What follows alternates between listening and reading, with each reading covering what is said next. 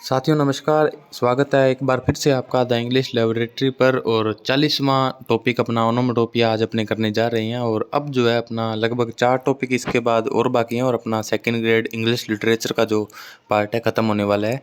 और आज का ये जो टॉपिक है वो ज़्यादा बड़ा तो नहीं है और इतना इम्पोर्टेंट भी नहीं है, लेकिन इसको अपने इग्नोर नहीं कर सकते। एक क्वेश्चन तो आता ही है और 150 प्रश्न आने हैं इंग्लिश के, तो सभी से थोड़ा थोड़े प्रश्न आएंगे। इससे भी एक प्रश्न आएगा, तो इसके बारे में जो है अपने को बेसिक से लेकर एडवांस जानकारी होनी चाहिए। हालांकि ये आसान टॉपिक है तो कुछ बच्चे इग्नोर भी कर देते हैं, लेकिन ऐसा करना बिल्कुल भी फीजेबल नहीं है। ये टॉपिक भी अपने को अच्छे से करना है। और अगर आप टेलीग्राम पर हमारे साथ नहीं जुड़े हैं तो द इंग्लिश लैबोरेटरी जो है आप जो है टेलीग्राम पर सर्च करें और आप हमारे टेलीग्राम से जुड़ें। हमारे यूट्यूब चैनल पर भी लिंक दे रखा है। अगर आपको ये वाली बुक्स चाहिए नोट्स की पूरी और इंग्लिश ग्रामर के जो एमसीक्यूज़ की नोट्स चाहिए और बुक चाहिए, तो आप एप्लीकेशन डाउनलोड करें। वहाँ पर टेस्ट सीरीज भी अवेलेबल है 100 रुपये में, तो आप सब वो जो है कंसर्न कर सकते हैं। प्ले स्टोर से the English laboratory app download करके आप देख सकते हैं। चलिए आज की क्लास को शुरू करते हैं। Onomatopoeia is a type of word that phonetically tells the sound that it describes। ये जो है एक वो वर्ड है, फोनेटिक वर्ड है जो उसी शब्द का एज इट इज़ वाक्य में प्रयोग कर देना। जैसे काऊ काऊ जो है ना, जिस भी जानवर की आवाज़ है, जानवर जो आवाज़ निकालते हैं, मियाऊँ बिल्ली की आवाज़ है, भौंकना बहू बहू जो है कुत्ते की आवाज़ है, तो इन सेम शब्दों को वर्ड बनाकर लिख देना ही ओनोमेटोपिया है। एक ही लाइन में जो है ये पूरा टॉपिक ख़त्म हो जाता है। और थोड़ा सा जान लेते हैं इसके बारे में। Onomatopoeia is an English word from the ancient Greek. ये पुरानी ग्रीक भाषा से लिया गया ग्रीक ओरिजिन का शब्द है। ओनोमेटोपिया का मतलब होता है नाम बनाना, है ना, नेम मेकिंग। ओके, तो ये प्रश्न नया होगा अगर आएगा तो, लेकिन अप्लाइड प्रश्न ही ज़्यादातर पूछा जाता है। It is the words sorry ये गलत लिखा गया। It is the word that include sounds that are similar to the noises the words refer to. ये वही शब्द होते हैं जो कि इनके द्वारा बताए जाने वाले शब्द को ये रेफ़र करते हैं। यानी जो शब्द लिखे जाते हैं वो कहीं ना कहीं साउंड होता है एक प्रकार से जो उत्पन्न होता है, ध्वनि होती है। Onomatopoeia is a figure of speech. ये एक फिगर ऑफ स्पीच है that uses words to describe the sounds made by people, जो कि उन शब्दों की ध्वनियों के बारे में बताता है जो कि पीपल, एनिमल, बर्ड्स और ऑल इन एनिमेट ऑब्जेक्ट्स, जो कि कहीं ना कहीं लोगों के द्वारा, पक्षियों के द्वारा, जानवरों के द्वारा, या जितनी भी सजीव जो लोग हैं, जो वस्तुएं हैं, जो निर्जीव जो हैं, उनके द्वारा साउंड बनाई जाती है। The Oxford Dictionary of Literary Terms explain onomatopoeia as the formation of a word from a sound associated with what is named। Oxford Dictionary onomatopoeia के बारे में कहती है कि वो ये जो है एक वर्ड की फॉर्मेशन है जो कि एक साउंड से मिलकर बना है जिसके नाम पर इसका नाम रखा गया है। जैसे कुक्कू, सीजल, है ना, तो ये खुद एक साउंड है और इनका ही वर्ड बना दिया गया है। In some cases the sound itself is used as the word. कुछ जो है केसेस में उस साउंड को ही एज इट इज़ लिख दिया जाता है। जैसे अगर मैं बात करूँ चर्पिंग, तो चर्पिंग एक बोलने की आवाज़ है जो है, जिनकी भी है, ये मान लीजिए पक्षियों की है, तो मैंने चर्पिंग शब्द जो यूज़ किया ये भी ओनोमेटोपिया का उदाहरण है। अगर मैं एनिमल के लिए, बिल्ली के लिए मियाऊँ लिखूँगा तो मियाऊँ जो खुद शब्द है वो भी ओनोमेटोपिया का उदाहरण है ना। अगर बिल्ली के मियाऊँ बोलने को कुछ बोलते हैं, जैसे कुत्ते के भौंकने को कुछ बोलते हैं, तो वो तो ओनोमेटोपिया का उदाहरण होगा ही, ठीक है। और उनकी जो भऊ भऊ की आवाज़ है वो भी ओनोमेटोपिया का उदाहरण होगी। तो कुल मिला के जो बात है वो साउंड से संबंधित है कि साउंड जो है, अगर साउंड को ही वर्ड बनाकर लिख दिया जाए तो उसको अपने ओनोमेटोपिया बोलेंगे। दैट्स इट, ठीक है। Meow is a sound made by a cat and the onomatopoeia word to mention the sound of cat is also meow। यानी जो मियाऊ जो है बिल्ली के द्वारा बोला जाता है वो भी ओनोमेटोपिया है, और इसको डिस्क्राइब करना होगा तो भी अपने को मियाऊ ही लिखना पड़ेगा, ठीक है। और कुछ केसेस में ऐसे होता नहीं है ना।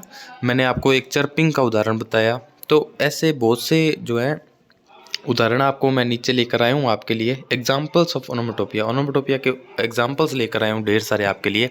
अगर जानवरों की बात करूँ, एनिमल्स की बात करूँ, बार्क, मियाऊँ, बज़, ये सब ओनोमेटोपिया हैं। नेचर की बात करूँ, स्प्लैश, गरगल, ड्रिप, स्प्रिंकल। ऑब्जेक्ट्स की, वस्तुओं की बात करूँ, क्लिंक, क्लैटर, क्लैंग, बैंग। आप देख पा रहे होंगे सभी साउंड है। मशीन की बात करूँ, बीप, बज़, चग, क्लिक, डिंग, होंक, हम, जैप, ये सब मशीनों की आवाज़ें हैं, उसको लिख दिया गया है तो ये ओनोमेटोपिया हो गई। फूड, जो खाने की वस्तुएं हैं, पॉप, सिजल, क्रंच, स्लर्प, मंच, गल्प, रसल, ये सब जो है ओनोमेटोपिया के उदाहरण है। ठीक है, तो आपको याद रखने हैं, रट्टा मारने हैं, और कोई ऑप्शन नहीं है आपके पास। हालांकि इतने मुश्किल पूछे नहीं जाते, लेकिन पूछ लिया तो वही विद्यार्थी आगे होगा जिसको ये सब चीज़ें याद होंगी। और कुछ भी हैं जैसे बूम, क्रैक, कुक्कू, स्प्लैट, ट्वीट, जूम, विज, हिस, रिप। ओके, कुछ जो है सेंटेंसेस में इसका उदाहरण है, वो भी पेपर में पूछ लिए जाते हैं, इसलिए मैं आपके लिए सेंटेंसेस के उदाहरण भी लेकर आया हूँ। On my first morning on the farm I was awoken suddenly by the cock a doodle doo of the resident rooster. तो रेजिडेंट रूस्टर तो एक जो है जानवर है, और उसकी आवाज़ है कोके डूडल डू। ठीक है, तो ये जो है डूडल से संबंधित जितने भी शब्द हैं ये सभी ओनोमेटोपिया के उदाहरण हैं। Tick tock the sound of clock was all that could be heard in the hospital waiting in the room. तो टिक टॉक जो है ओनोमेटोपिया का उदाहरण है। I ordered online proof reading services with the click of a mouse. तो click जो है onomatopoeia का उदाहरण है। I knew we had finally left the city when I could hear the gentle moo of the cause in the field. तो moo जो शब्द है वो ओनोमेटोपिया है। Quack quack went the ducks as we threw them over stale bread. तो quack quack जो है ducks की आवाज़ होती है, तो क्वैक क्वैक ओनोमेटोपिया का उदाहरण है। जिप, तो जिप भी ओनोमेटोपिया का उदाहरण है। My dress was fastened and I was finally ready for the wedding. ठीक है, तो जिप ओनोमेटोपिया का उदाहरण है। It was lovely to wake up to the tweet of the birds outside my bedroom window. तो ट्वीट जो है, birds की जो ट्वीटिंग होती है, वो ओनोमेटोपिया का उदाहरण है। Compliments to the chef roared the giant as he let out a huge belch. ठीक है, रोवर्ड जो है वो भी ओनोमेटोपिया का उदाहरण होगा। ठीक है, कॉम्प्लीमेंट्स टू द शेफ। ठीक है, ये भी आप जो है फ्रेज ध्यान रखना, compliments to the chef. Okay, my teeth were chattering as we waited in the freezing cold for the bus. ऐसा भी नहीं है कि एक वाक्य में एक ही ओनोमेटोपिया का उदाहरण हो, एक से ज़्यादा भी हो सकते हैं ना। माई टीथ वर चैटरिंग, तो चैटरिंग जो है ओनोमेटोपिया का उदाहरण होगा इस वाक्य में। ठीक है साथियों, I could hear their buzzing, तो बजिंग जो है इसमें ओनोमेटोपिया का उदाहरण है। प्लीज़ डू नॉट बीप, तो बीप ओनोमेटोपिया का शब्द आ गया। युक ओनोमेटोपिया आ गया। 13वां नंबर बात करें, स्निफ्ड द एयर, स्निफ है ना, तो ये ओनोमेटोपिया का उदाहरण है। द पिग स्क्वील्ड, तो स्क्वील्ड ओनोमेटोपिया का उदाहरण है। I love the crunchy texture of fresh, ये जो क्रंची टेक्सचर है ये भी ओनोमेटोपिया का उदाहरण है।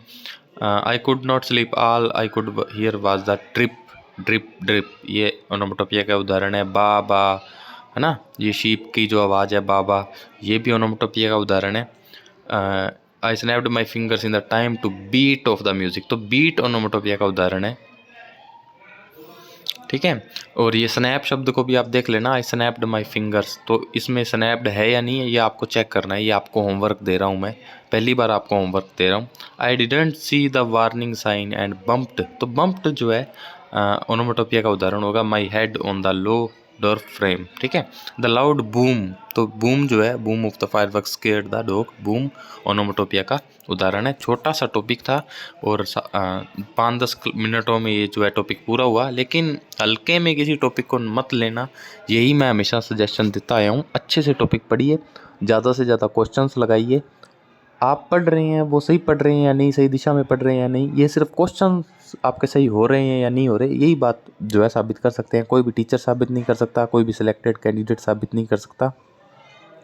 प्रीवियस ईयर क्वेश्चन और मल्टी चॉइस क्वेश्चन अगर आप लगाएंगे और आपके सही हो रहे हैं हर टॉपिक से, तो आपकी तैयारी डेफिनेटली बहुत अच्छी है। ठीक है साथियों, और यूट्यूब चैनल सब्सक्राइब कर देना अपने वाला, ये जो यूट्यूब चैनल जिस पर आप क्लास देख रहे हो, यूट्यूब चैनल सब्सक्राइब करना। और कोई बात पूछनी हो, कुछ बात करनी हो, कोई तैयारी से रिलेटेड कोई क्वेरी हो, तो कमेंट सेक्शन में ज़रूर बताना। मैं आपका हर कमेंट का रिप्लाई दे रहा हूँ लगातार, और आपकी नई नई बातें भी मुझको सीखने को मिल रही हैं। कोई करेक्शन करनी हो नोट्स में तो वो भी ज़रूर आप मेंशन कीजिएगा। और सबसे बड़ी बात ये है कि आप हमारा टेलीग्राम ग्रुप और जो है यूट्यूब जो चैनल है अपने अंग्रेजी के जो विद्यार्थी हैं जो तैयारी कर रहे हैं उन तक ज़रूर पहुंचाना है। मेरी रिक्वेस्ट रहेगी आप सभी से, आपके 10 मिनट जो हैं, आपके 10 सेकंड जो हैं हमारे लिए बहुत इम्पोर्टेंट हैं। तो प्लीज़ मेरे लिए 10 से 15 सेकंड अपने विद्यार्थियों को शेयर करने, अपने मित्रों साथियों को शेयर करने, भाई बहनों को शेयर करने के लिए मेरे लिए ज़रूर निकाल लें। ठीक है, मैं आपसे रिक्वेस्ट करता हूँ। और चैनल सब्सक्राइब कर लेना। अगर वीडियो पसंद आए तो लाइक कर देना, नहीं आए तो डिसलाइक कर देना, कोई उसमें बड़ा इशू नहीं है। रिव्यू ज़रूर देना। ठीक है साथियों, टेलीग्राम पर जुड़ जाना और ऐप डाउनलोड कर लेना, वहाँ पर भी तमाम सुविधाओं का लाभ ले सकते हो आप। ठीक है, तो 40 क्लासेस अपनी कंप्लीट हुई। और एक अनाउंसमेंट मैं बता देता हूँ आपको कि हम जो है क्वेश्चंस जो करेंगे, जो मैं आपको पोर्शन वाइज जो Indian authors, vigour of speech और लिटरेरी मूवमेंट हिस्ट्री के जो क्वेश्चंस कराऊंगा, वो पूरी संभावना ही है कि मैं आपको अल्ट्रा एचडी जो एलईडी है 43 इंचेस की, उसके थ्रू करवाऊंगा, है ना। जैसे कि आप स्मार्ट बोर्ड, इंटरेक्टिव बोर्ड से पढ़ते हैं तो वो तो व्यवस्था नहीं हो पाई, लेकिन एचडी एलईडी से जो है पीपीटी के माध्यम से आपको क्वेश्चन कराऊंगा, ताकि आपका जो है थोड़ा सा जो पढ़ने का तरीका है वो बदल जाए और आपको जो है मैं लाइव जो क्लासेस हैं उसमें आपसे इंटरेक्ट भी कर सकूँ और उसके अलावा भी आसपास की जो बातें हैं वो बता सकूँ। ठीक है साथियों, तो ये अनाउंसमेंट थी। तो आपके लिए जितना हो पा रहा है उतना अच्छा कर रहे हैं। ठीक है, मिलेंगे अपनी अगली क्लास में, तब तक के लिए राम राम, जय हिंद।